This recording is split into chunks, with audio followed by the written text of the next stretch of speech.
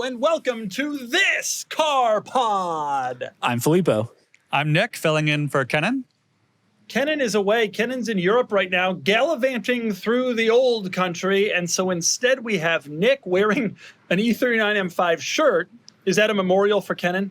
Yes, although his E39 did fall through, so I think he's in a X3 in Europe. So look for a very particular handsome fellow driving an X3. It might be him. Question: are you going to act like Nick today, or are you going to act like Kenan today? What is the plan? I have no ability to act like others. Okay. By the way, if you want to buy that T-shirt, merch.carsbizz.com. You have no ability to act like others, and certainly nobody has the ability to act like Kenan. All right, let's start with our first news story, which is Corvette news. Corvette is coming out. Chevy's coming out with this ZR1X. Here's how this went. They came out with the Corvette. Then they came out. That was 20, by the way. That's 6 years ago. Wow. It's 5.5 years. It came out like right at COVID. I remember the first one we auctioned. Like truly, I remember it distinctly. So that was 5.5 years ago. C8's been out. It's crazy to imagine. Then they came out with Z06. Then they came out with E-Ray, which was basically a Z06 with a hybrid electric in the front. Then they came out with ZR1. Then they came out with ZR1X, which was basically a ZR1 with the hybrid electric in the front. Now, a Chevy engineer has been quoted as saying that the ZR1X isn't the end of the story. It is merely the next chapter. Everybody on the internet is interpreting this to mean that there will be a more powerful version. Ooh. I don't necessarily think that. I think that more likely they're going to be a facelift or something like that. You know, like I don't think they're going to be able to beat the horsepower number of the ZR1X, which is, I've forgotten it, but it's 1,250. They will need to refresh the car more extensively than they have. I think we also can guess that they will continue to make mid-engine Corvettes. So not that in the story doesn't mean that this generation C8 Corvette, we're getting, I assume they're thinking about C9 Corvette. And so maybe that's what they mean. Like it's become time. I think it was actually the comment was specific to the C8. Interesting. Maybe not though. In the interview with Top Gear, he said it is not the end of the story, just the next chapter. So yeah, maybe it's referring to a C9. C5 was from memory 98 to 05, so 7 years. C6 was 06 to 2013, 7 years. C7 was 14 to 19, shorter run. But we're getting at the point where the C8 needs to be reimagined for the C9. They just did their mid-cycle refresh. I assume in the next year or two, we'll start seeing leaks of the next generation Corvette. I can't imagine they're going to just... I'm gonna fill in for Kenan here on the pedantry. Those first two generations were actually 8 years. Because 98 to 05, if you really add up the numbers. Anyway, nicely done. Unlike the Corvettes that you just mentioned, the demand and the excitement around C8 has been so strong that I wouldn't be surprised if this generation lasted longer. Keep in mind, although you trimmed to C5, C6, and C7, you conveniently left out C4, which lasted from 83 to 96, right? Wow. So at the end, which was 14 years, even in Kenanville. And so there's a possibility that this generation, in my opinion, it probably will last a little longer because there's been so much interest in the car and they're still selling well. So, you know, who knows what's still coming, but maybe a manual. I can't see how you keep taking the power further or keep doing a meaningful iteration here other than special editions and stickers and like appearance packages and stuff, which they are good at. And you have to look at the Dodge playbook and say, all right, well, we'll have the last call, the just kidding edition, the jailbreak edition. I mean, they just got like insane, but it worked every time, even if you were playing your customers to be suckers, which a lot of them ended up being. I don't think that's exactly what happened there. Those cars were all really cool, legit. We'll ignore the Durango SRT lawsuit. I mean, and Porsche does this too, right? You have the ST, you've got, they're good at coming up with special editions. So maybe it's just a marketing play. Filippo, pull up that Endurance Racing Edition. Pull up that Endurance Racing Edition. We had this on the site the other day. It didn't sell. Nick's going to tell you why it didn't sell here in a second. C8R, when initially it was like neon green. No, this was a 911. What do you think of this, Nick? Nick, why do you think this car failed to meet reserve? I think it was too subtle of an appearance package for most buyers. Do you know what it included? It included legitimately exterior graphics and some like packages as standard, but they only made 73 for the U.S. market. So Can I tell you something? In 25 years, that car is worth double a regular 991. I'm not joking. That's how Porsche people are. Oh my God, I got an Endurance Racing Edition. It's so special. That's how Porsche people are. Look at that. If it doubles every 7 years, it'll keep up with the S&P 500 index fund and still be a bad investment. Right. Anyway, ZR1X. I'm excited to see what might lurk in the Corvette realm. I will say the C8 has been immensely successful, immensely popular. The platform has spawned some truly amazing cars. This really has been the resurgence of the Corvette that we haven't seen since the C2. In our generation, this is like a really, really big thing. And I am curious to see where they, how they continue to iterate, considering they've already done all-wheel drive. They've done hybrid. They've done 1,200 horsepower. Like, what else do you do? It's hard to come up with new ideas at that stage. Got to keep doubling. 2,400 horsepower. Let's go Maybe there. They'll do a six-wheel one. If you're listening, shooting brake concept, please give me like a hot hatch. Aero wagon, if you will. Yes, that'd be sick. This is some Whistling Diesel stuff. You know what I mean? That's true. We need a Storado edition. That is what they need to do next. That is a good idea. That would be cool. That would be cool. And I'd buy it's so cool that I guarantee Chevy won't do it. They won't even make a Bronco competitor. The Broncos out here selling 200,000 units a year. Chevy's like, nah, we're going to stick with the tracks. Okay, give us our next news story, please. Trash car. Yes. Nick, did you see this? Just now for the first time. How can you see it through the camo? It's a BMW M2 with camo. But this is actually kind of cool. They're going to make a performance track package for the M2, which I think is kind of a neat idea. It's going to have like a wing. And I bring this up because we're selling cars. We're selling enthusiast cars. Yeah. This is the one. Yeah. Don't you think? Like, this is it. Like, you get this thing with a manual transmission, and it's going to be rare, and they haven't announced much about it, but it's rare. There's going to be, a big wing. Obviously, they've put the fenders under camo, so they're going to be flared. Like, this is the one. This is going to be cool. And I'm sure people hate it when it comes out, which makes it even more desirable. But isn't that what the M4 CSL was, or still is? Like, is it just a CSL M2? I don't think it's going to go as far as that. I think it's just like a track package, like maybe a couple extra horsepower, wing, fenders, seats. Like, the CSL had some like significant weight lightening, and it was considerably more expensive as a result of that. All those cars are. But this is the purists one. This is like if you just want a regular M2, but you want a little more go-fast goodies. Nick, you want to talk about beating the S&P? Buy one of these, and then also put a lot of money in the S&P, and the money in the S&P will do better. I think I'd rather just mod a normal M2 and add a wing and wheels and carbon fenders. That's not gonna gain value. They'll do it better. No, actually, I do think this is, if you're going to take your M2 to a track or any BMW, this is probably the one to get. The price will determine whether this is a flop or a smash success. Also, the M2 is a great car. They have not announced pricing yet. Yeah, the M2 is a great car, and I think with widened fenders, it would be even greater. Yeah. And I think with the big wing, I don't know, but it'll be fine. We're not wingmen, but...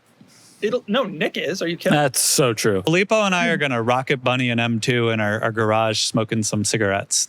Filippo, when I met Nick, he had a TTRS with a wing, no joke, the size of a picnic table. They come with wings. He had taken it from a GT3 RS, and he had welded it on top of the existing wing. Yep. Downforce. The double wing like a 90s Escort Cosworth.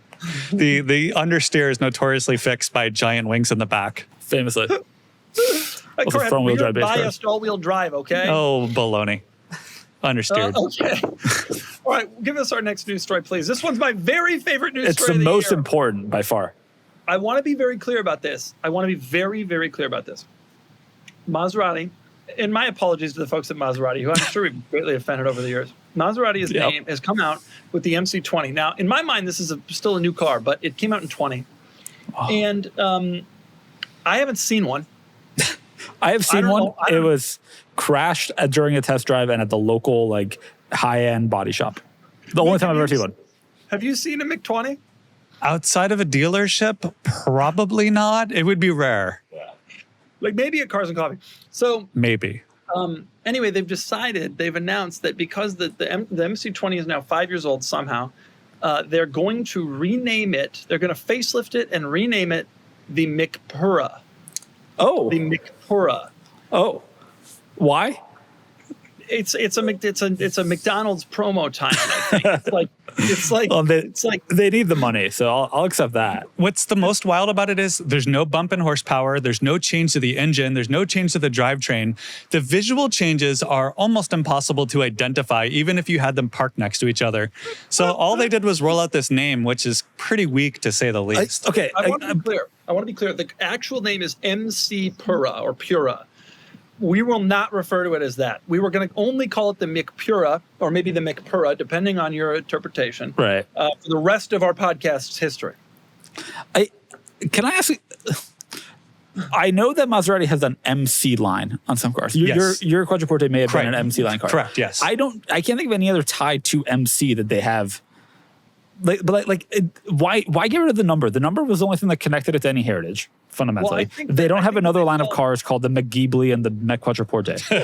Yes, they shouldn't. Well, they have done like an MC Sport version of a lot of their cars, and I think that the real MC tie-in was intended to be the MC12, which came out in 2012. Yeah, their only good car. 12 cylinders. That's what it was. That's what it was. Yeah, 12 cylinders. Yeah. 2004. Yeah.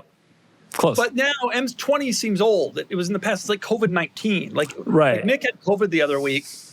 He was at a Trump. He went to a Trump rally. He had a COVID the other week, and they're calling it COVID 25 now. I mean, why didn't they just update it to the MC25? It would have made more sense than McPura. COVID Pura. Do you think they're preparing for their like high performance SUV? They can just call it the McPura Sangue.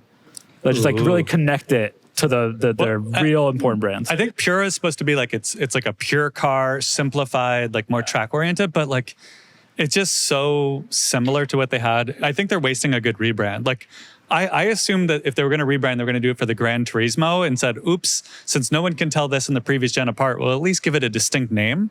But to do this and then not actually refresh the car, like what's the point of drawing attention to the car? To say, oh, the car hasn't changed, but we all want you to pay attention to it again. The marketing department wanted to keep their jobs.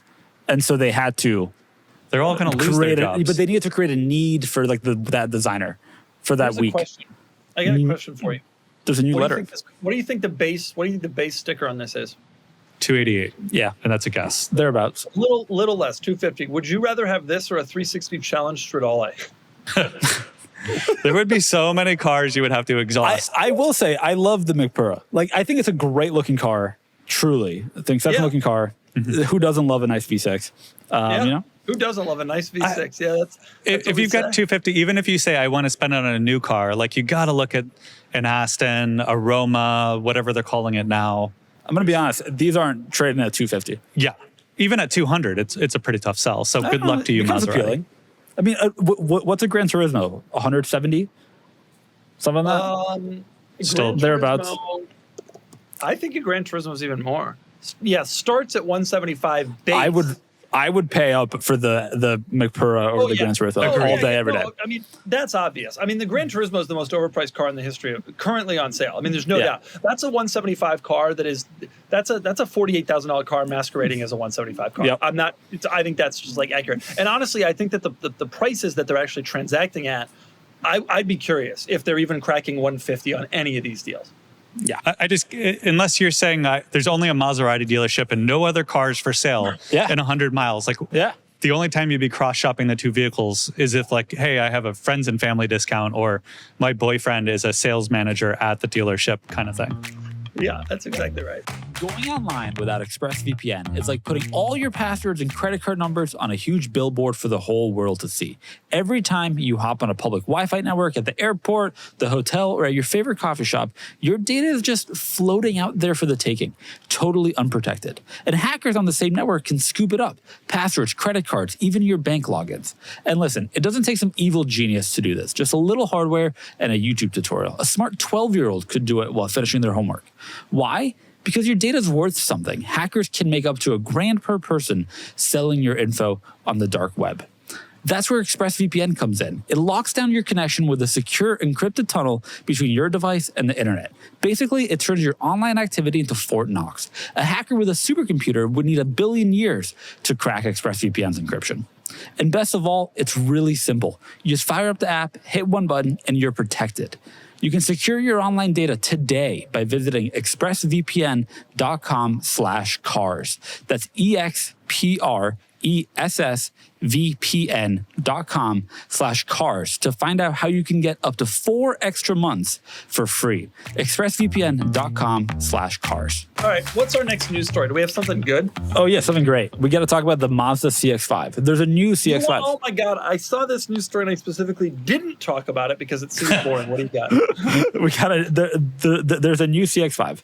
It's like 4 inches longer than the old CX-5. Same powertrain. They claim they've recalibrated it. Same powertrain. Notably, for all the Mazda enthusiasts out there, there's now a touchscreen in the center, which is the first time Mazda has done that. They've been very focused on their little knob and not doing touchscreen, like having the touchscreen really recessed. Now it's like a normal interior, like normal modern interior. You might be wondering, but Filippo, there's a CX-50, which was already the slightly longer version of the CX-5. That still exists. Mazda believes that the CX-50 is for rugged, enthusiasts, outdoorsy people, and the CX-5 is for urban people who drive over bricks, as shown in this photo. The irony of that is, and we're not going to get into what urban people means, but go to CX-50. That is, I think, language from their own PR department. Pull up a picture of the CX-50. Pull up a picture of the CX-50. Now, you'd think to yourself, okay, the CX-50 is for the rugged folk. All right, well, let's see it. Let's take a look at it. Look at that. That's rugged. Look at how rugged. That looks different. That's a car. Now, pull up different car. Pull up the new CX-5. Pull up the new CX-5, right? Nick, I'm going to do a quiz on this later. See if you can tell them apart. All right. New CX-5. Right? They look about as different as a McPura and a MC20. Look at that. That's right, so different. The grill is different. The grill is distinct. I got to ask you, why does they're pitching one as rugged. Yeah, there's cladding. This reminds me, Doug, of like Mercury Mountaineer versus the Ford Explorer or the Mazda Tribute. Like it's badge engineering, but they're keeping the same badge. You know what's incredible? It's not even the same chassis. The CX-50 is based on the CX-30 chassis, and the CX-5 is based on a different one. Like truly, they don't actually share that much in common, or at least the old CX-5 didn't. The Mountaineer was like the luxury one. Like I don't think there's any distinctions. Now, I will say, with regards to touchscreen, I do want to make a little statement, a little point here. Many years ago, I reviewed some Mazda, God knows which, and I complained dearly about the knob control. I thought it was the stupidest thing I'd ever seen, and I lambasted it. And Mazda got mad at me, and they called me up and they said, "Look, you have to meet with our engineers and our designers."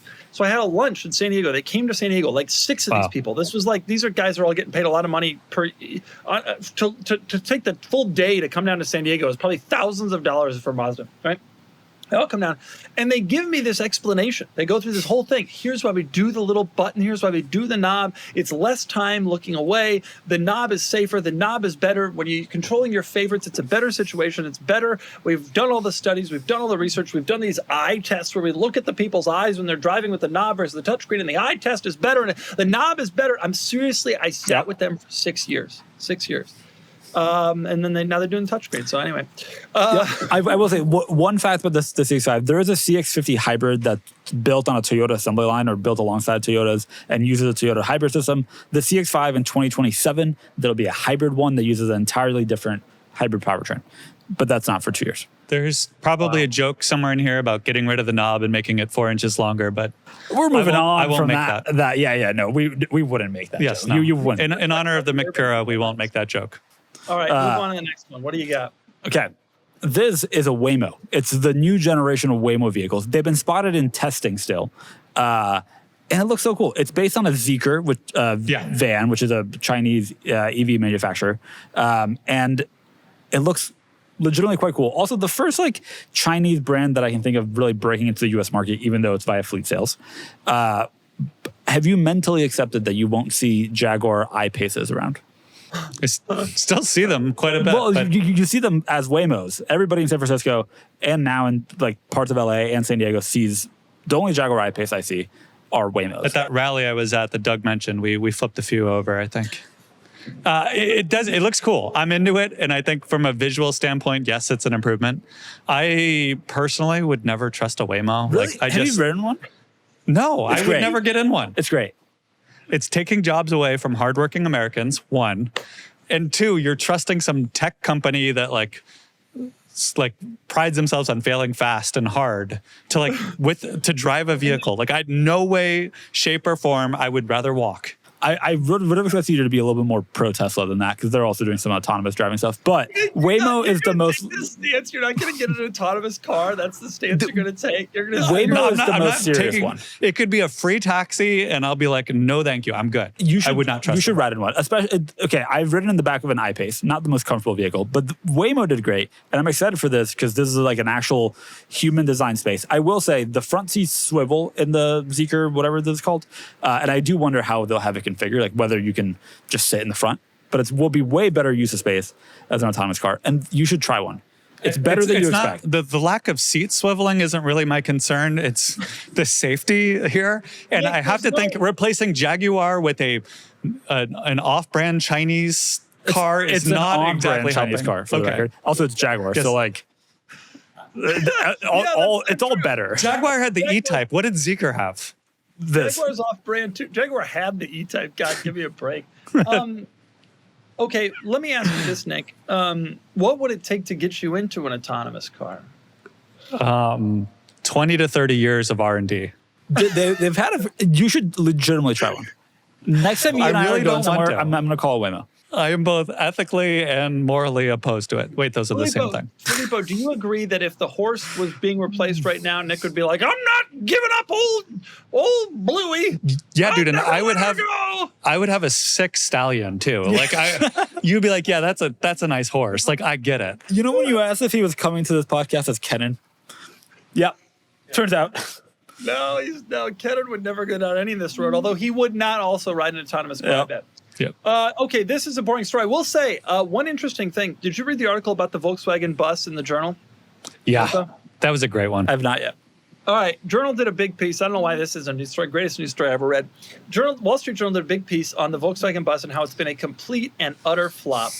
Yep, it has. I think part of it is I've seen a few. I think it's the coolest car on sale. Like I think it's the coolest car on sale, and I can't wait to buy it when they're used and what they're actually worth, which is probably like 40.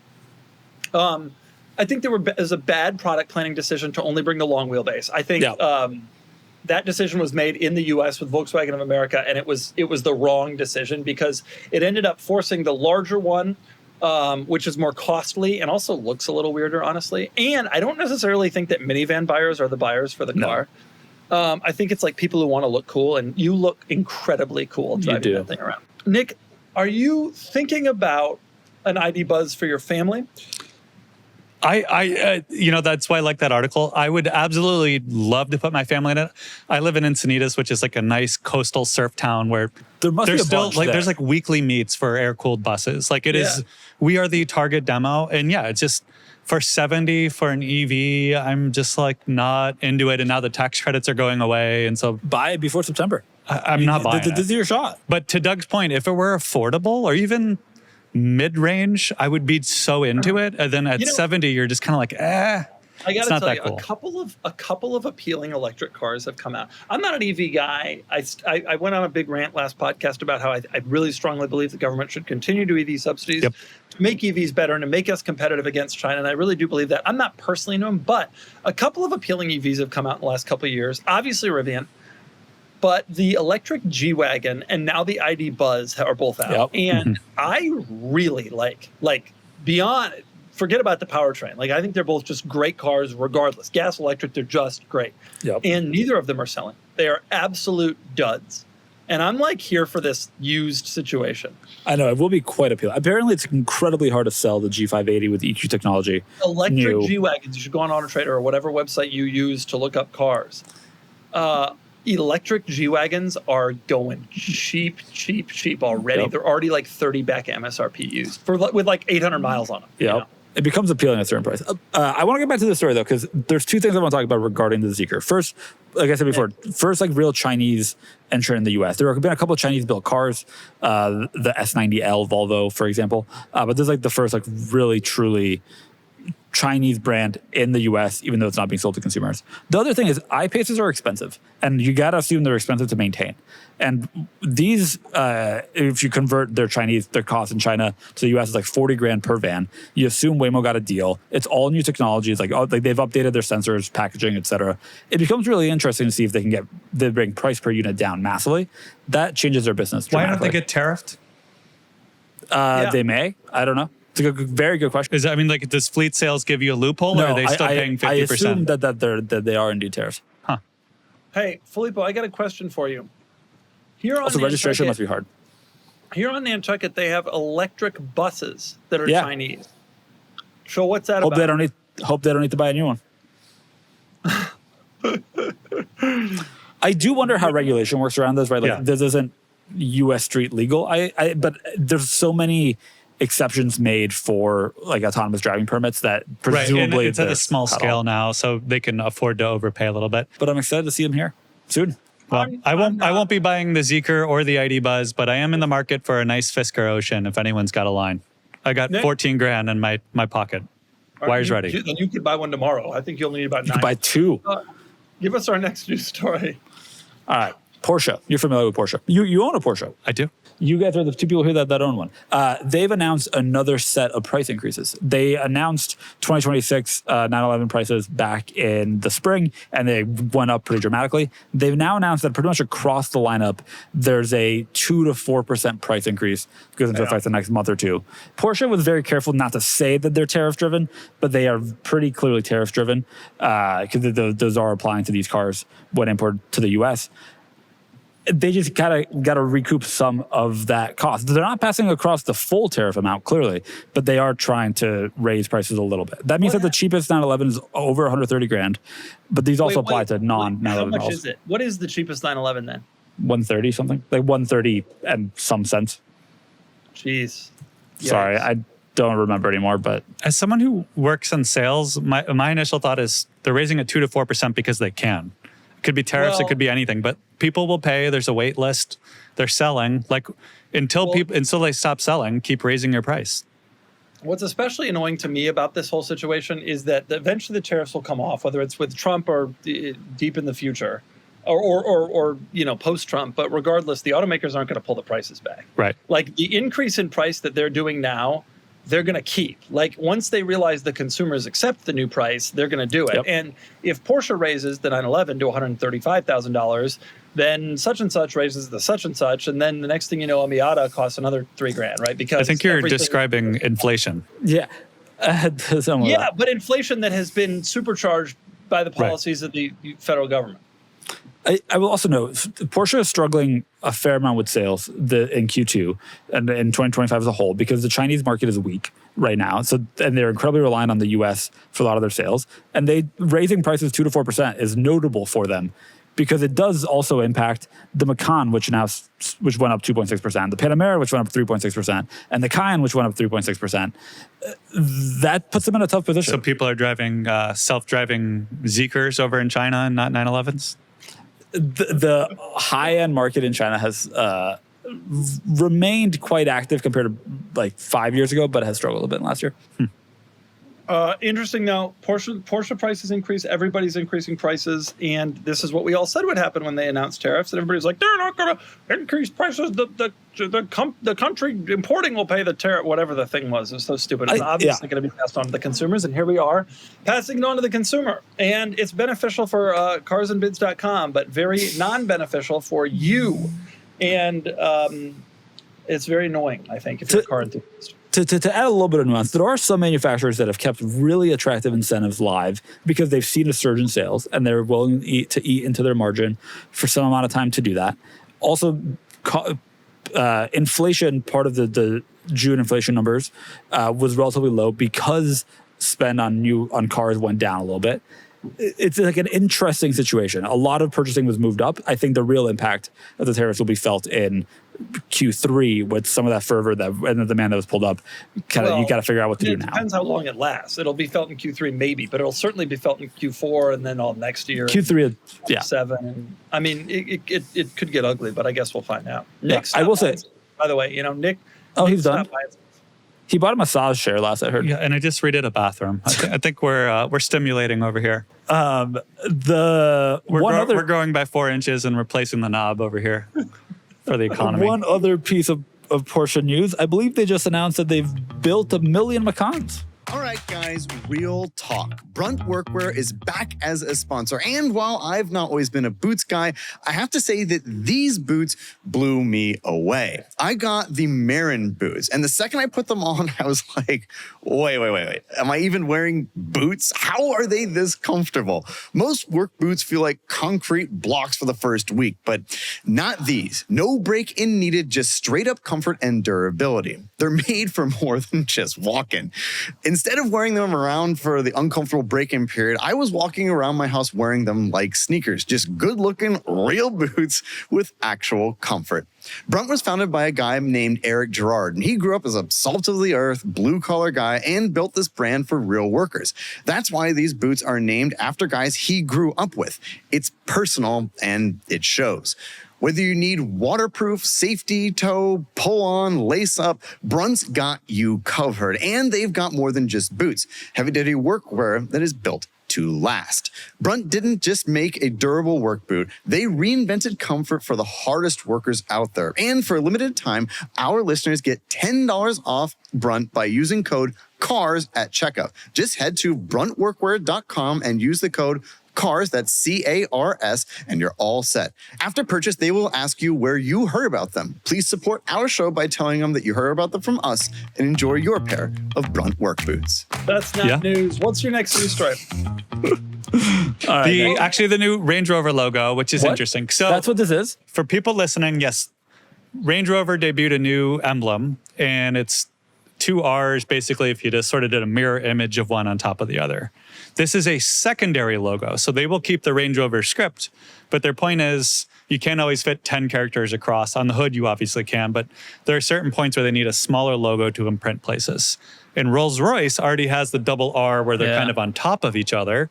And so I think some, PhD level nuclear scientist was tasked to come up with another way to put two R's together and came up with this. It's kind of bizarre. Unfocus your eyes. It just looks like a box and then a bigger box than another box. Like you can't even see the R's unless you want to, It's sort of like PP.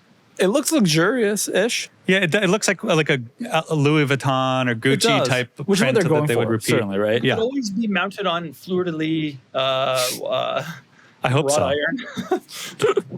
Or those little doilies that go underneath your tea. Right. So, Nick, we both Range Rover men. You and I have both had Range That's right. Rovers, full-size Range Rovers. What are our thoughts on this? What do you think about the logo? I think if you're getting like a mani-pedi, it would go nice on one of your nails, or like latte art. Like they're appealing to the Porsche Pilates mom demographic here with this, and Nick, saying it's like fashion. Yeah. You think people will buy these and then throw them on old P38s like yours? Yeah, I could see like the headliner mod or like seats. Like people get it embossed. Did the P38 still have the Land Rover logo? Yes. Okay. Yeah. But now new ones don't, right? I don't know if the new ones do, but mine did, and it was an 06. It was way after the P38. Remember, they used to put the Land Rover logo in the grill. The grill had these little ovals. That was even on the L405s. They like that Land Rover logo. It's green. It's not high quality. Eventually it became black.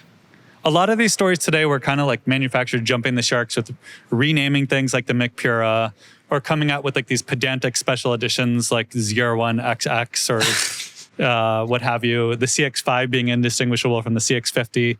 So, I mean, it's sort of on brand. Sadly, these automakers are all like, what can we do that's really cheap to invigorate the product? I know, a new name, a new logo. Like that's basically free. So it seems up that alley. I don't think it's free. I bet they spent millions and millions of dollars on this. Meanwhile, Jaguar's taking the year off. All right, we got another news story, or are we done? We have one more. There's a drift movie coming out. It looks really cool. Drifter Sang Kang announced it on his Instagram. But you've got James Pumphrey from Donut. You've got Rutledge Wood. You've got all these Adam LZ, another YouTuber. Wait a second. This is a real movie, to be very clear. Like this is like happening. Stop the presses, okay? James Pumphrey, Adam LZ, and Rutledge. Why aren't I involved in these things, Filippo? This is like when we found out that Thomas and James are doing Top Gear. Why don't I get a phone call? Huh? What would your response be to that phone call? I would say if you could do it in San Diego during my working hours, which are 10 to 10:45 Monday through Monday, I would be willing. Yeah. I'd be willing to have the conversation. Okay, I'm not saying I'm doing it. Sang is not only an actor, but he's the producer of the movie as well. He was in several of the Fast and the Furious movies, so you need to slide into his DMs, presumably, to get cast, but he'd probably into it. I would love to see them bring Jesse back from Fast and the Furious 1, ideally in a Mark IV Jetta, but I'm open to that. Does he do any drifting in that movie? No, but I mean, he could do some front-wheel drive drifts. No, he escapes. Remember, he escapes, right? That's right. The last we see of him, he's like afraid of the S2000 guys, and he drives off into the desert, and then we never see him again. But in all seriousness, most car movies suck because they end up trying to be Michael Bay action films. I love that he's like, we're going to get real car people into this movie. We're going to make it like Fast and the Furious 1 was. It's about car culture and not about action and love and all these other irrelevant things. So come out. Nick doesn't want to see love. So give me on any of that crap. When does this flick come out, Nick? I don't know. It was announced this week, though. Imminent. Oh, so it's like in planning. We're not talking about like this is in theaters tomorrow. No. The movie will be in theaters before the Mick Pura is seen by the naked eye on the street without dealer tags. Dealer tags. It's exciting to see more like movie content, though. We got to move on to our next story, our next segment, which is the Talk Car segment. The Talk Car segment this week is brought to you by Cant. Cant is touring Europe, and he sponsored the Talk Cars segment. That's great. Cant, he's in Paris right now. I want to start the Talk Car segment with something near and dear to my heart, Nick. I think you're well aware of what's going on here. I had a moment the other day. And I crossed a threshold. Filippo, will you pull up the photograph, please? There we go. That's not the one. The next one. Yeah, I hit 100,000 miles there in my Mercedes-Benz G500 Cabriolet. And then go back to that last photo. There it is. I hit 100,000 miles. I was off-road. This was by chance, by the way. I did not set it up this way, although I mostly drive it off-road, so I guess that makes sense. But I hit 100,000 miles. And I've only been in the car twice when that's happened. And what was the other time? I had a Range Rover that hit 100,000 miles. Wow. The CarMax one? Yeah, and I don't remember when that was or where. Anyway, this is a big moment, you know. I bought this car with 78,000 miles on it. I look at it. I look at the car, right? I physically lay eyes on the car, and I think to myself, I can't believe I drove this car 22,000 miles. Like, if you came to me with an open checkbook and said, name your price, but you have to drive this car 22,000 miles, I would say there is no amount of money you can give me that would make me want to spend 22,000 miles in this shortened G-Wagon. And yet here we are. How many years ago did you buy it? It was 2018? No, it was the fall of 19. I had just come back from a trip around the world. I literally went around the world. And when I got home, I got a dog and a convertible G-Wagon. Oh, they go hand in hand. I remember when you bought it and you mentioned to Sam and I, you're like, yeah, I think I'm going to go buy this. And you showed me a picture of it. And I thought, oh, that's a pretty cool way to spend 35 grand. And then you told me what it was actually going to cost. And I'm just like, this is the most insane, like my brain couldn't process it. And I just moved on. It was like, okay, like, I don't know, it was Greek. When I bought the car, I didn't know Nick all that well. And I was like, only the third or fourth time I met Nick, I like showed up in it. And I was like, I just bought this. And he was like, why? It's an exceptionally good automobile. Yeah, it's been great. It's been great. It's my family car out here. We've been using it every day. The whole family rides it in, including the dog. It's been sand toys and everything. Nick and Filippo, can you share for me, please, a special moment that you've had with the G500 Cabriolet? Yeah, let me think about that. Let's come back to this next week. I'll think. I will say it. Think you've never had any special moments with it. Nobody has. It is special though to take a car over 100,000 miles. Like that to me is like a meaningful thing. In the Cayenne, I captured that. I also think just keeping a car with 100,000 miles on the road, it makes me feel so like proud of myself and like it's like a milestone. Like everyone who's into cars, even if you're like a new car guy like Sam used to be, you gotta like take it past into the 6 digits at least once to understand what that takes and what that feels like. Yeah, it's pretty deep. It's like getting up there. I'm like realizing like, damn, this is some real miles on this thing. The guy who sold me my Carrera GT sold it to me at 99.82 because he was terrified that if he went over 10,000 miles, the value would be just. And I was like, this is so stupid. This guy's an idiot. And that's the here we are, 100K, dude. Well, yeah, on a G-Wagon, 100K is not actually that much to write home about, but a car of that value and the fact that you're off-roading it is actually pretty cool. Like, I think a lot of people now are buying these to flex at Air One or to like... Are they? Right. Are they successful? The only other person I know that has one is one of the Jenners. Right. So that's there right. Are people who they've become a little popular with the wrong crowd, but I drive mine off-road. In fact, in that photo, you can see the ABS light is on, and that's because the diffs are locked. And when you lock the diffs, it disables ABS and turns on the ABS light. By the way, and that's how legit I am. I want you to throw there. I know where this is. You just you nailed the 100,000 mile barely on the off road, barely off road. This is deep. How many times have you got stuck this summer? Frequently. It's not the best. I think I need new tires. I've never gotten it stuck to the point where I needed help, but I've gotten it stuck many times, including yesterday, to the point where it wouldn't go any further. I had to go forward and then backward and forward and backward, and finally I got it out. But it's not. I think I don't know if it's a tire thing or what's going on. Does it make you wish you had a Maybach with the recovery mode? Yes. You know what the thing is, though? When you have the Sequoia, you don't have to worry about getting stuck. Like, there's no time where I ever am worried because I can just go to the Sequoia and it does everything. That TRD Pro Sequoia could run over Filippo and not even blink. And honestly, certainly, that's the biggest concern with these large SUVs. Yeah. May actually be. Yeah. Okay, Filippo, give us your car segment, please. All right. I have reached out to a dealer about a car they're selling for myself. Cryptic. That's it. Move on. That's it? That's it. You're not going to talk about the... Okay, folks, here's the deal. It's an Acura ILX automatic hybrid. Acura is pronounced. Acura, I'm so sorry. Acura ILX automatic hybrid. He found a rare cloth seat, no sunroof, sleeked up. What a dream. Filippo, tell us the story. What happened? There's a dealership near here that is selling a very high mile 991.1 cabriolet with a manual, and it's an incredibly light spec. Truly, probably the one of the most weakly spec'd ones I've seen, and one of the highest mile ones I've seen. And the combination of those items mean that it's they're asking 40 grand. Yeah, it's 12.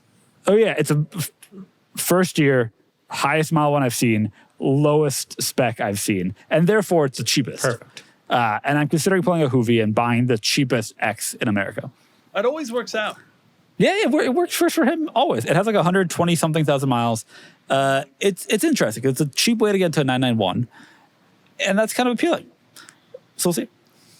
You could I avoid have not committed to going to see it. I have not committed to anything because that's too much commitment at my current stage. How close is close? Nick, what are the How close odds? is close? They're like LA.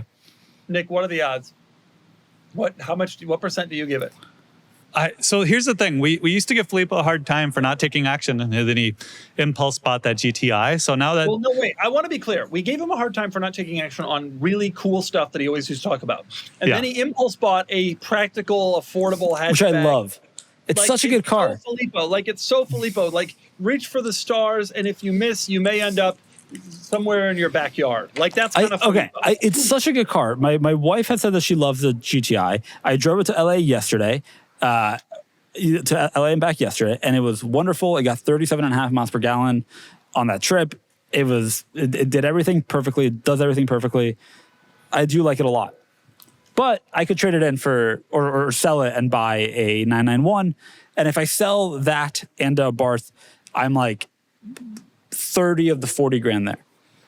Filippo, Nick, I give it 2%.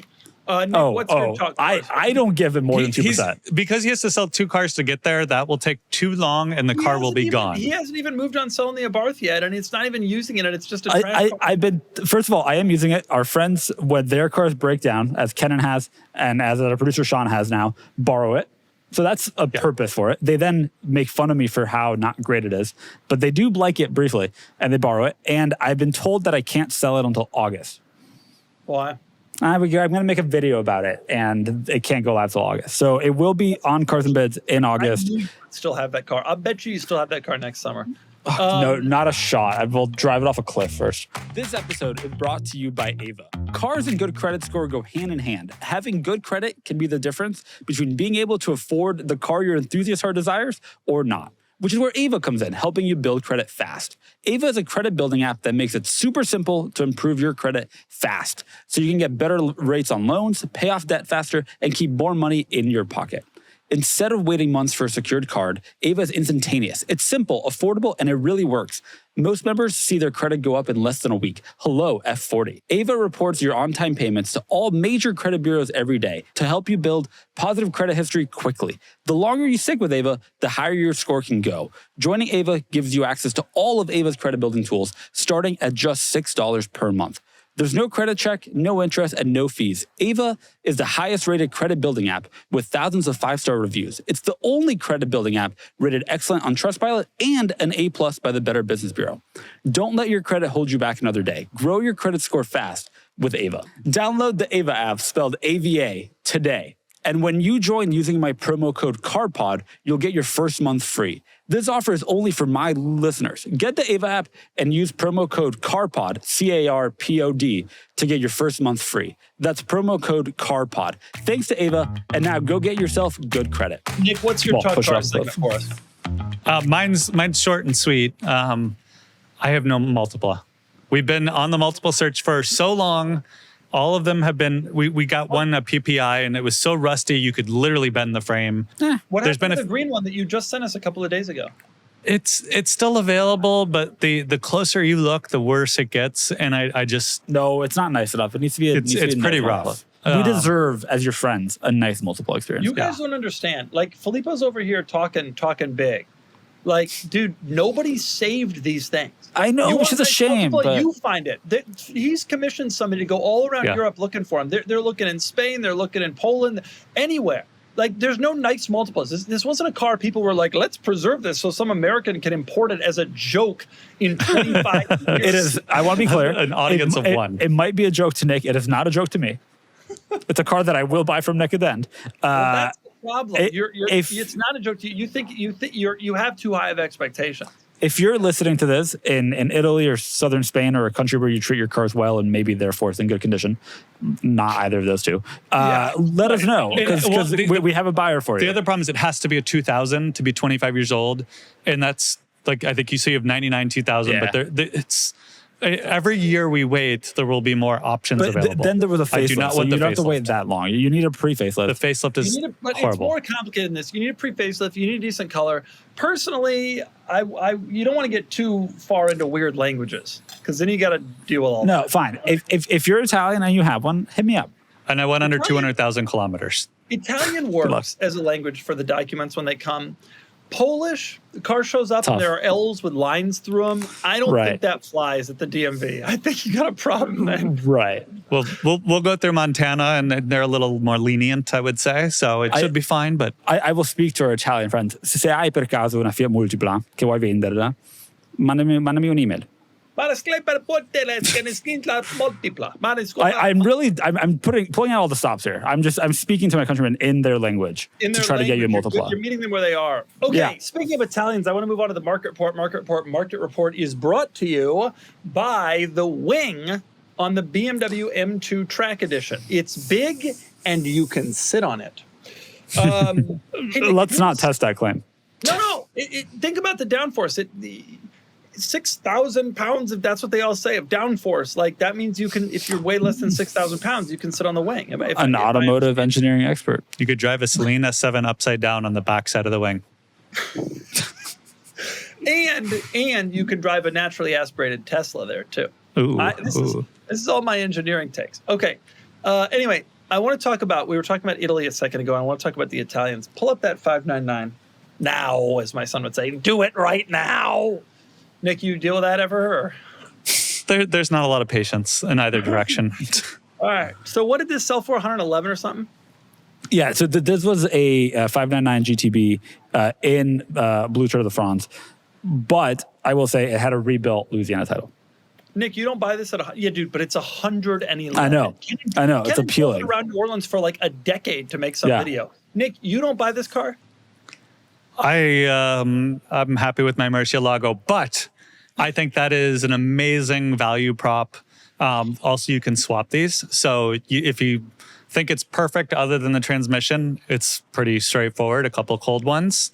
Machina, actually, who did my Murcielago, is about to sell one of theirs on the site in near future. So a little teaser there. But I actually didn't like this car when it came out because it reminded me too much of the 612 Skag and the ugliness there. But I think it's aging wonderfully. I think if you put a Valvetronic exhaust on it, it just like... We're getting to mods already. The sound is so ridiculously slap you in the face aggressive. Yeah. Nick, it's so cool. I'm into it. You know what I was thinking about with the manual swaps? The fact that the purist guys hate them only encourages like me. Like, Yeah. like the other day I said they're too sketchy and I don't want any part of them. I'm actually off that. Like I've heard several purist guys, we've talked about it privately, and I don't want to call any of them out on the pod, but several purist guys, you've talked to them or I've talked to them, and they've been like, those manual swaps or this or that. To me, that's like what a wealth advisor says, don't buy the S&P, buy this. I'm like, all right, let's do it. Yep. Let's swap. No, the one guy who we won't name likened the swaps to a fake handbag you give to your wife. And it's like, no, I don't think that's at all what this is. But regardless of whether you like the F1, which at this point drove pretty decent, my understanding, like Kenan said, actually, this one drove great. Yeah. It had a new clutch, but regardless of transmission option, you've got an Enzo-derived V12.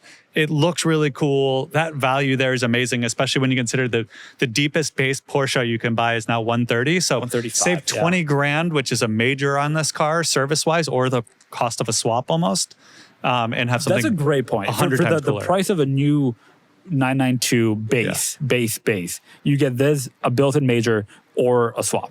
Yep. That's If incredible. You Montana this car with the salvage title and save all the taxes, and you just laugh at those Porsche That people. is Nick expressing his personal opinion. We would never do that on Yeah, cars. we would never do that. And when it breaks down, you can just take the Zeekr into the shop.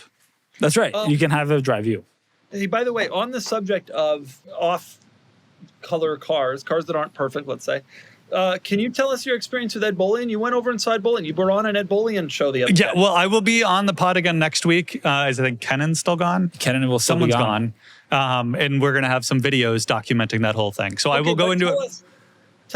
Give us a little teaser. What happened? You went and went to the snake's den and met the snake charmer himself. What happened? I'm so pumped. No offense to you, Doug, but like Ed and Hoovy are probably my two favorite channels in terms of like what they do, in terms of the cars that they buy and the adventures they go on is like, Yeah, that you is are a my big dream. Audi TT fan, so that makes sense. Yeah. Listen, whenever I go to see Ed, I say, look, my friends are all big fans of yours. They don't care about me, but they're all big fans of yours. And I got you some sort of gift the last time I was with Yeah, Ed. you But did. now You got me a plate. Now you got the real gift of being with Ed.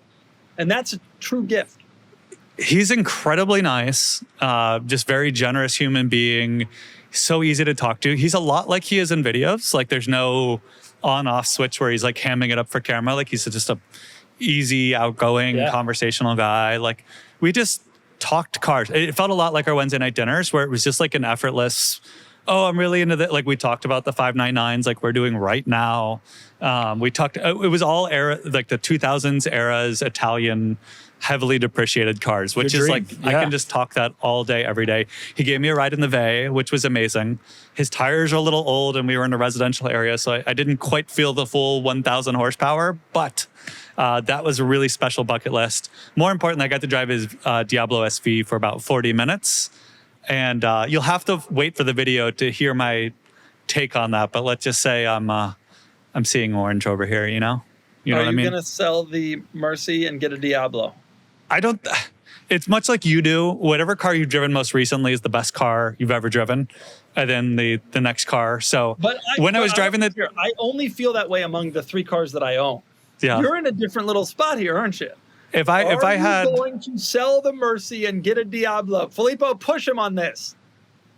If I had the capital to have both, I would have both. Oh, for Christ's sake. I do not... If I had the capital to buy 78 cars, I'd have a warehouse. The Diablo was way more usable than I thought. And so it That's negated not my a main sentence detractor. anybody has ever said. Yeah. No, No, it's I true, assumed... I assumed it was going to be too compromised and I wouldn't be able to make that my primary fun car. I could drive that any way I drove the Mercy. It would be a little more uncomfortable, a little bit more raw, but like It not does have a top, limiting. though. So that opened some doors in my head. I think that the Diablo, the Countach is cooler, obviously. Like, I think that's like a kind of an objective statement. The Mercy is more livable, but one thing the Diablo does a good job of, it's not that far from being as cool as the Countach. But it's not that far from being as livable as the Mercy. Like it's actually the better, like if you were hoping for a car that could get closer to the coolness and the usability, it actually does that. Instead of being closer to like the usability of the Countach and the coolness of the Mercy, that's what you wouldn't want. The Diablo actually does the opposite in a kind of an interesting way. At least that's true of kind of the later ones. I drove an SV and felt the same way. The 6.0s, that's true too. I've never driven a 92, but maybe they're different. The early ones are, I mean, no power steering, no power brakes. It's probably closer to the Countach, but I do think the Diablo is the Goldilocks between the Mercy and the Diablo in terms of compromised but not too compromised, modern but not too modern. It just if you drove nails one it. around, people would still freak out almost as much or as much as the Countach, but it's like it's a rational experience. Like the windows roll down. So, are you selling the Mercy and buying a Diablo? Not at the moment. So when Ed we talked about this a little bit, and I think he's comfortable sharing this, but when he bought the blue Murcielago off Cars and Bids, it was a similar thing where he's like, I don't actually want to buy this car, but for the right price, I will. That's how I feel about his Diablo. Like, I don't actually want to buy it, but if it goes for, and it's going to be no reserve, so it could go for a deal. So I will bid on it. And then if I win it, I'll figure out what to do and be very poor for a couple of months until I liquidate one or the other. There's a scoop for you. It's going to be live on Cars and Bids soon. Yeah, that very Diablo. We're aiming for end of the month is what I'm told. Wow. And Nick will be bidding hard and fast. And Nick bidding some cars. But I do, Ed, thank you. I also got the fortune to go on VinWiki, which was really fun to tell some car stories. I told the Arnage story, so if you're not tired of hearing that story, go check it out. But that was a lot of fun too. Story about money shifting the TTRS and blowing the motor. I never money shifted it. He even Ed was like, "Oh, you're going to tell the story about money shifting the TTRS?" I'm like, "I didn't. I wasn't even shifting it. It just started sputtering and died." Like, there's no story to tell. The time that I money shifted and blew a motor, it wasn't. Same. I didn't over rev it. No, it was something else happened. I really didn't. Something else happened. I don't know. I don't even know. It was the APR tune on it, removed the knock sensors, and caused the engine to go boom, boom. And they do not like it when I say that on Facebook, but I continue to say it to them, and they continue to play dumb. Okay, we got to move on to the question segment. The question segment is brought to you by Nick's shifting from second to first accidentally. Can it be brought to you by, I don't know, carsandbids.com, the best place to buy and sell cool cars? No. All right. Thought I'd ask. I wish it was, but unfortunately, Alas. It's brought to you by the time Nick went for third and got first. And the subsequent issues that came out of that. Yeah. Came out of that with 500 wheel horsepower. Thank you very much. We just sleeved the block, threw in a bigger turbo, and it was good to go. 6 months later. No, it's brought to you by Cars and Bids and the Cars and Bids app, which is like Cars and Bids, but an app. I use it every day. You better. I don't. I like all the Cars and Bidsing. Okay, the questions this week. Now remember, you can ask questions. Go to carsandbids.com, click on the questions tab, or click on the community tab, and there will be a post there requesting questions, and then you can ask. Now, I don't go to only the top questions anymore. So even if it's late in the week, throw up a question or two. I got some late in the week questions this week that are good. Okay, first question from Eric44. Hey Doug, what do you think is the poster car for kids growing up in this era? If you were growing up during this time period, what would your poster car be? Filippo, other than the Acura ZDX. The ZDX, the old ZDX is up there, yeah. No. I saw one yesterday. Looked great. What do you think the poster car, Nick? What do you think the Revuelto?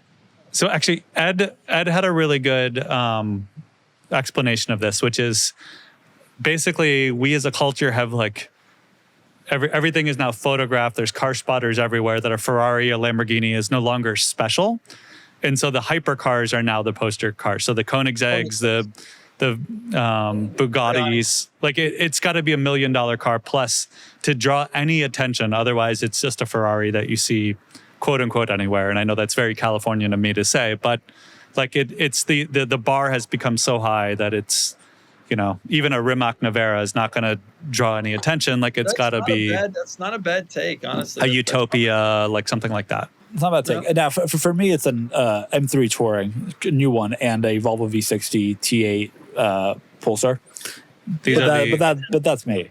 And that's very relatable, Filippo. Thanks. Thanks. No, that's a really good point from Ed and repeated from Nick. Thank you. I think you're right. I think you're exactly right. You are. When I think about it, Revuelto isn't really the poster car. Yeah, all the kids are obsessed with the Koenigseggs and the Paganis and stuff. And us old guys don't care about that stuff. Well, you know what the next one will be, right? The McPura will obviously be. Oh, yeah. Yeah. Oh, yeah. No, my other related theory is, so the generation older than Doug and I are super into Ferraris, and Lambos are like below their line. They don't care. And then like our Doug and I's generation is like into Lambos, and Ferraris, like it's still cool, but not as cool. I think the next generation will be super into McLaren and be like, you guys were all sleeping on the 570S and the 620 LT and the 575 and the 675 and the 720 and the 765 and the 750 and the 740. And they're going to be super into that. And we're going to be like, yeah, we never cared about those cars. We still don't care about those cars. But I think the next gen, especially now that McLaren F1 team is doing well, are going to be like super into McLaren and think this was the golden age of McLaren. And you guys were all just ignoring them and too into your Lambos. That's an interesting take. Could be true. I feel like that generation is still into Lambos. Huracans? Twin turboed Huracans? Still big. Is anyone going to get a poster of the Tamario, whatever, how you were saying? It's like kind of a forgettable looking car. Tamarian. It's the Lamborghini John Tamarian. Come on. All right. Interesting points from Nick there on an interesting question. Next question from W. Storg. W. Storg, what are your thoughts on PPF? That's paint protection film, the little clear film over the paint. Does it add value in the secondhand market? Do you guys have it on your personal cars? I will tell you this. I wanted to get this question because I wanted to make a point. Had a guy recently, a friend of mine, try to sell a car on the site, didn't sell, and he was upset about the number it was bid to. And I looked at the auction, and it had a wrap. And one of the things I've learned in this business is PPF is beneficial if it's clear and if it's installed well and if it's installed recently. It's beneficial. I don't think you get dollar for dollar back, but you get money back. Wraps are different. Wraps are tough. You show up at the PPF installer, right? And the PPF installer is like, we can do clear and you can keep your car silver. Or you could make your car yellow with a wrap. And a lot of people who are not very sophisticated, I think, say, oh, I want yellow. And then they try to sell the car with the yellow wrap. And you have two problems that come out of that. One is the wrap color you've selected may not be a desirable color to other human beings. And I would argue that most wraps that I see are not desirable colors to other human beings. Nick, feel free to correct me if I'm wrong. Then you have the issue of everybody is afraid of the paint condition underneath the wrap because the presumption is one of the reasons you may have wrapped the car is that the paint is messed up. And so you bidding basically with the assumption that you may have to do paint work. Now, we counsel people on cars and bids to take the wraps off before they sell the car, but that's costly and time consuming and not everybody wants to do it. And so a lot of times cars go up and we send them and we say, hey, it's got a wrap and it has an impact. Has like a real impact. It doesn't do as well as it should. And then the person who's selling it is like, why didn't my wrap do well? It's matte black. And it's like, yeah, well, not everybody wants that on that car.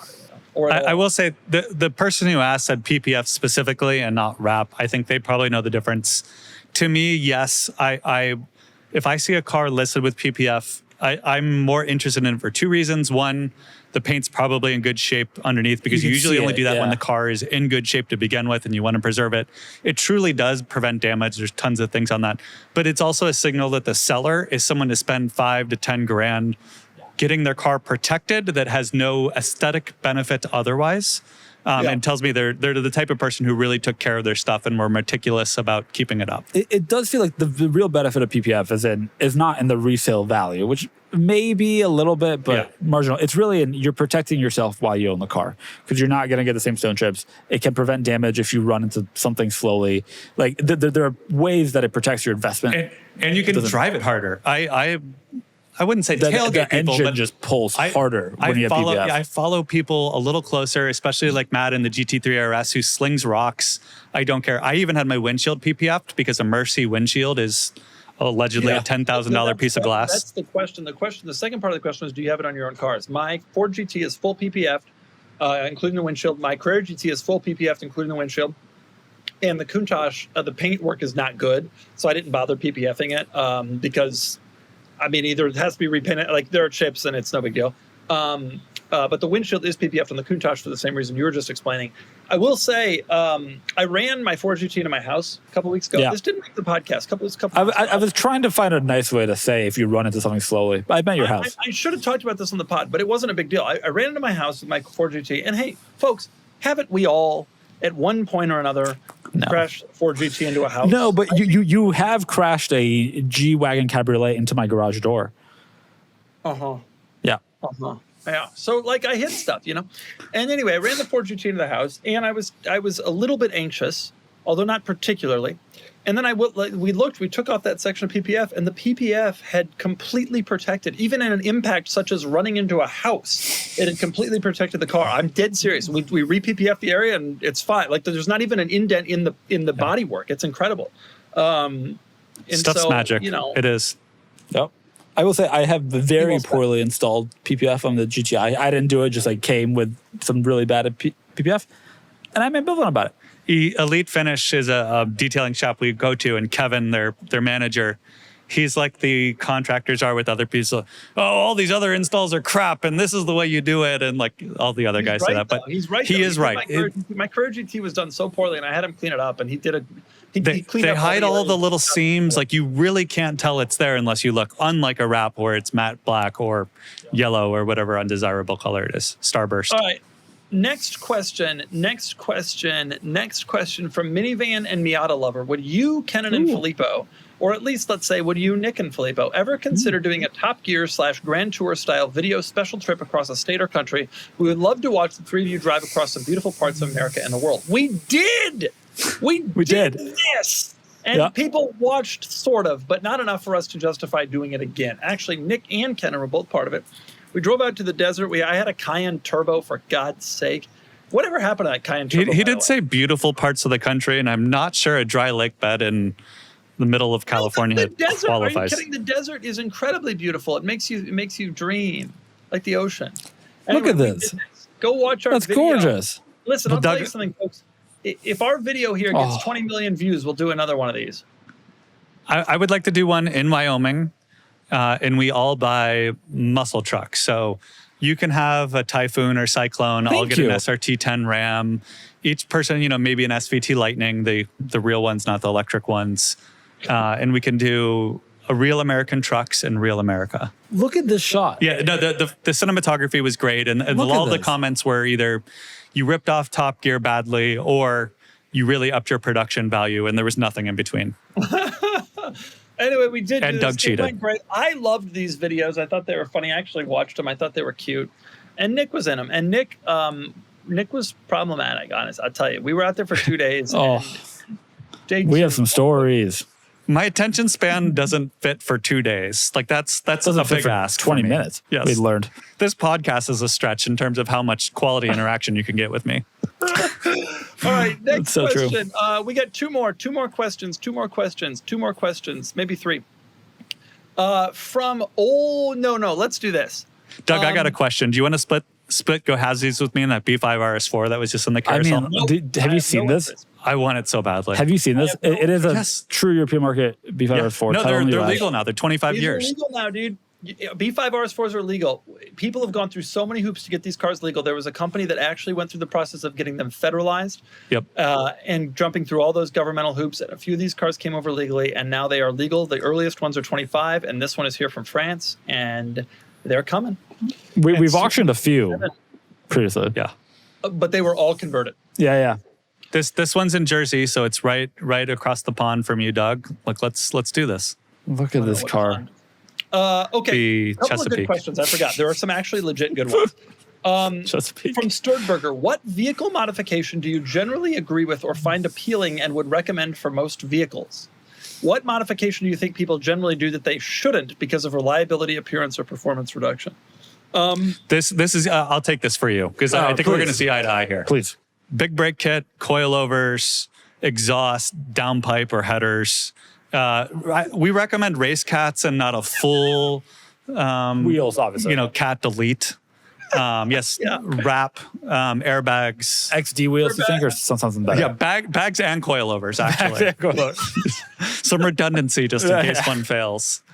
It's really a reliability mod at that point. BBS LMs. Oh, well, that's classy. Actually, there's a set of E88s for sale that are Murcielago fitment, and I want them so badly. What is stopping you? Just the fact that you will be They want removed from our group. They want 10 grand, and I would never hear the end of it from the group. So that's two good reasons not to. The answer to the question from a personal perspective and from a cars and bids perspective, they align. Is that the mods that actually add value are the ones that improve reliability or usability. And my cars are all modified. But they're modified. Wow. Making news. Well, what's the Mercedes E450 mod? ECU tune? Deleted the tent. Also, that car has been hit multiple times, and so there's a lot of body work on that modifications. car. None of it's on the Carfax, by the way. Clean. Clean. They told me it hit a marmot when I bought it, but I think it hit like an elk or a moose. Anyway, none of this is fake. So I do reliability and usability. My cars are all modified. I got a tune on one of my cars. I got forged pistons on another car. I got real stuff. I think that there are mods that generally help, but they're very model specific. There are certain cars where specific ECU tune is accepted as everybody does that. There's a lot of cars where specific brake updates or brake pads or suspension, whatever, is fully accepted as long as they're from high quality reinforcements on an E46, rod bearing replacement, blah blah blah. And those are the ones that I think are value additive for IMS, RMS, and a Porsche. Also, like specific exhaust on specific cars, where it's well reputed. It's a brand that everybody likes. It's the outcome is known. Things where people can immediately know exactly what the outcome is of adding that mod generally do well.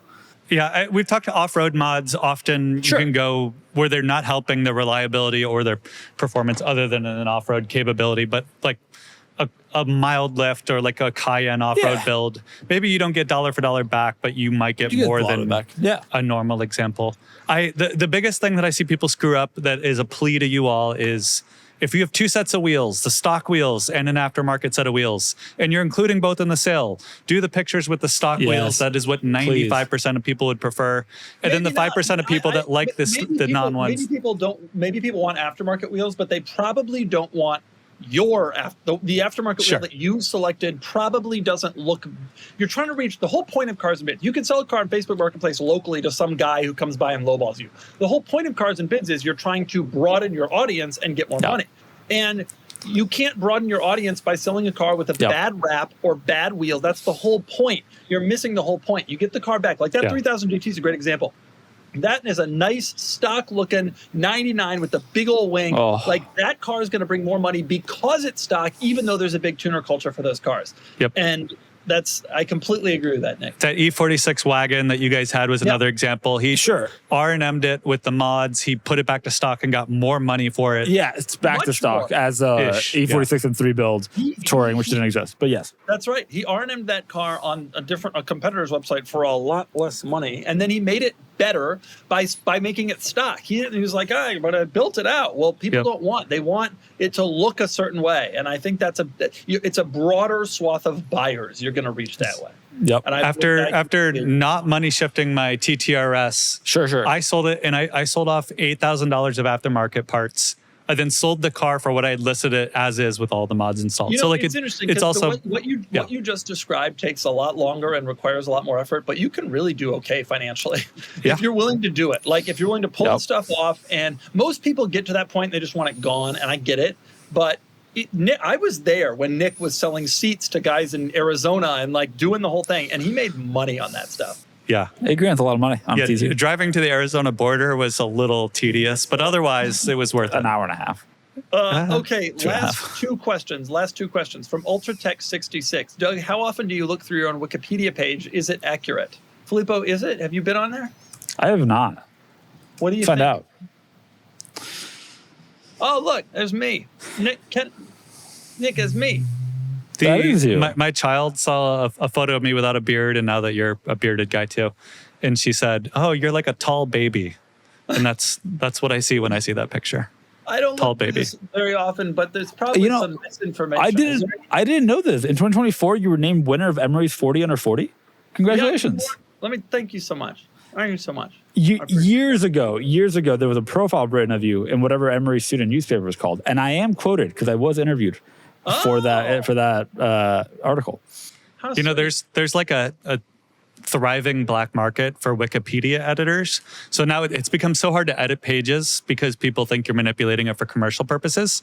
Right. That basically you find someone who's a super editor and has a long history, and you pay them like a bribe, and they will edit what you want it to say for you, and it'll get accepted versus that. So if you need a guy, just let me know, and I can get some stuff. I don't really care. Like, I don't have anything that needs to be, changed. I'm looking through it. It's fine. Most of it, there's some inaccuracies, but I mean, that's a little out of date. We've now hosted, just so everybody knows, over 29,000 cars, sold $650 million in vehicles. Yeah, but I don't know. I don't really look at it all that much. But what's this section about Jay Leno?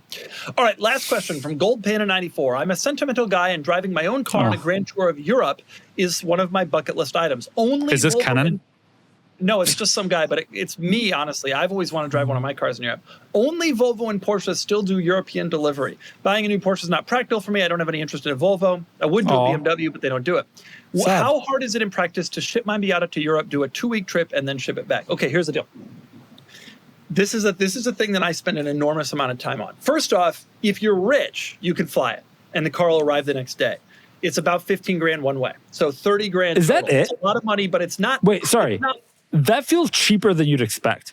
Right. It's a lot of money, but it's not like a private plane flight to Europe, like where the three of us would be $250,000. Flying a car cargo is like $15,000. Maybe it's a little more now. I was looking into it a few years ago, but regardless, it's not crazy. Okay. So that if you the kind of person asking this question is probably barking up the tree of maybe doing something like this. So 15 grand, especially because if you put the car on the water, it's probably about $1,500, $2,000 each way.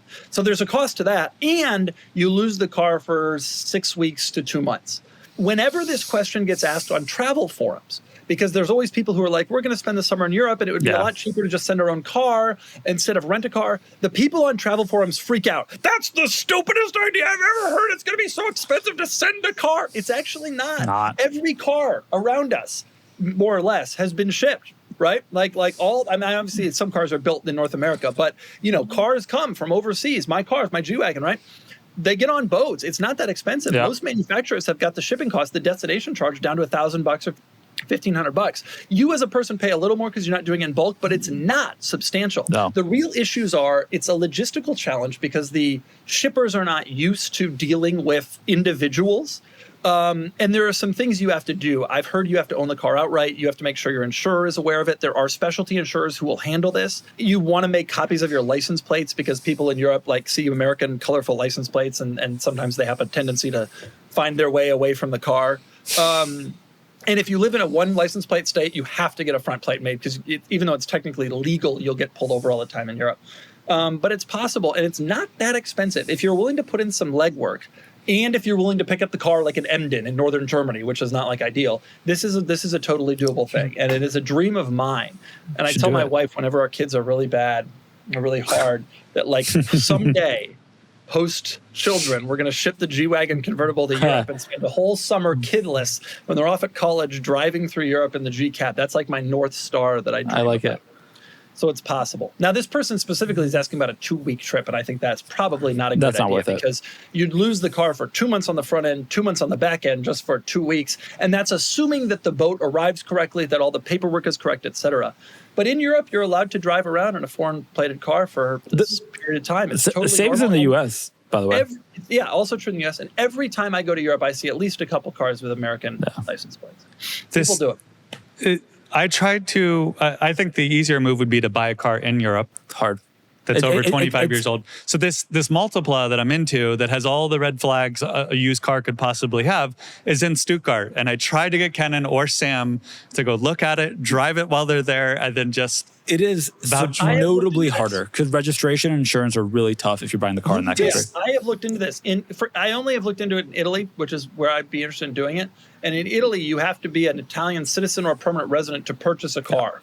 You can't just like be an American on a dream and like buy a car willy-nilly. Like in order to register the car, like you have to have the documents, which I think is insane, by the way, because that prevents like British people who want to have like a holiday home in Italy from buying. They find a way, by the way. There are cars that are. I will also note it's not just being a citizen. As an Italian citizen, you also actually need to be a resident of Italy, which has a bunch of, if you're from the U.S., like and tax a driver, implications. presumably. Like the whole You have to thing, get a driver's license, yeah. It's more complicated than it might seem. It's actually less complicated to ship over your car. Yep. And Surprisingly. there are countries that do it. Remember, Ship over an Ernage. be sweet. Remember, almost every U.S. serviceman does this. Like when they're stationed in Germany or Spain, they ship their cars. Now the government takes care of it for them, but like it happens. They do it all the time. It is doable, to be clear, to buy a car there, register title, but it requires a lot of footwork. It requires some footwork and some enjoyment of involved, regulations and rules and doing In it. countries that are necessarily famously good at doing that. The European you equivalent start of a Montana LLC. You ship Yeah. the car to Germany where this kind of stuff Yeah. happens, and you start there. And once you're in Europe, you're not going to get hassled. You just kind of need to carry some paperwork. And what else do you need to carry with you, Filippo, at all times when you're driving in Europe? You need a safety vest, obviously. And a Warning triangle. And flares, maybe? I can't remember if you need flares. You definitely need a warning triangle. I think you need flares. I think it depends on the country, but you need a safety vest and a triangle and flares. Yeah. And you actually need a safety vest per occupant that could be in the car. Something to keep in mind. I will say Volvo's European delivery, which is an incredible deal because you start at 10% below MSRP or something around there. I want to do desperately. Unfortunately, I don't have a plan to buy a new car at any point, but I really want to do the European delivery. You know what you do, Filippo? Do it with a C30. That's not a car that's sold by Volvo currently. But yeah, if I were buying a new Volvo, legitimately, I would find a way to do European delivery. It'd be fun. I bought a new Volvo like 10 years ago, and I was too busy. And I have a suspicion that's true of a lot of people. And the real problem with Volvo Euro delivery is that trip has to start in Sweden, in mid Sweden.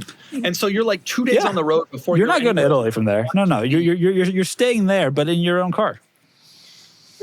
So you're driving around a country you don't really want to be. I mean, I actually like Scandinavia, but like if I want to do this trip, I want to drive on like the cool roads. Fair. And, so you're in a country you don't want to be in a car you don't want to be in, right? Like, it's not like you're in a Porsche. You're driving an XC60 and you're driving around Norway like, ooh, a moose. And you gotta assume that most are doing it in the wagons because they're true enthusiasts. The real benefit is that it is actually a good way to get a discount on a Volvo because their pricing is quite appealing for that package. It's like driving all the way across town for 10 cents off your per gallon. That's a big ask for 10%. Yeah, but if you're going to Europe anyway, the Porsche one is really cool because the cool thing about the Porsche one is you can drop off the car not in Stuttgart. So you can pick up the car in Stuttgart and then take a big trip and drop off the car like in Nice or something like that. And also, driving your personal Porsche, especially if it's 911 Boxster Cayman, around Europe is a little bit cooler than driving your XC60, which you could also get at the local Avis counter. Yes, although I do think that the coolest part would be driving your own. Like, Nick, imagine shifting gears in your Mercy on the Autobahn. Boom! Would be cool. Yeah. I'm here for that. Okay, that's our pod. Nick, you got any parting thoughts for us? Thank you for tuning in. Nice. Best pod ever. Or Best something pod like that. we've ever done. Goodbye, everyone.